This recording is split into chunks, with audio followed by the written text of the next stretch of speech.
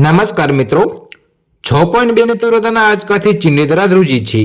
જી હા મિત્રો, જેમાં 111 લોકોના મોત થયા છે. તો ચીનના ગાસુ પ્રાંતમાં સોમવારે મોડી રાત્રે ભૂકંપના જોરદાર આંચકા અનુભવાયા હતા. તો મિત્રો, ભૂકંપની તીવ્રતા રિક્ટર સ્કેલ પર 6.2 ની માપવામાં આવી છે. તો મિત્રો, તમને જણાવી દઈએ કે ચાઇના અર્થક્વેક નેટવર્ક સેન્ટર એટલે કે CENC અનુસાર સોમવારે રાત્રે 1:59 ઉત્તર પશ્ચિમ ચીનમાં ગાસુ પ્રાંતમાં જોરદાર ભૂકંપ આવ્યો છે. તો ચીનના સરકારી મીડિયાના અહેવાલો અનુસાર ગાસુ અને કિંધાઈ પ્રાંતમાં 6.2 ની તીવ્રતાના ભૂકંપમાં 111 લોકોના મોત થયા છે.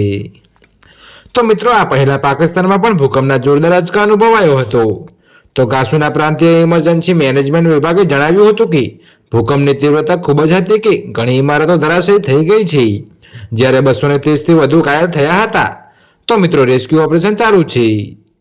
તો મળતી માહિતી મુજબ ભૂકંપને કારણે સૌથી વધુ નુકસાન કાઉન્ટી અને કિંધાઈ પ્રાંતમાં થયું છે. તો અહીં અનેક ઇમારતો ધરાશયી થવાને કારણે લોકો કાટમાળ નીચે દટાઈ ગયા છે. તો બચાવ ટુકડીઓ તેમને બચાવવા કામે લાગે છે, જોકે મૃતકો અને ઘાયલોની સંખ્યા વધી શકે છે. તો મિત્રો, અત્યારે હાલ માટે આટલું જ. મળીશું નવા વિડીયો સાથે. અને જો તમને અમારા વિડીયો પસંદ આવતા હોય તો વિડીયોને લાઈક, કોમેન્ટ, શેર અને અમારી ચેનલને સબસ્ક્રાઇબ કરવાનું ભૂલતા નહીં મિત્રો.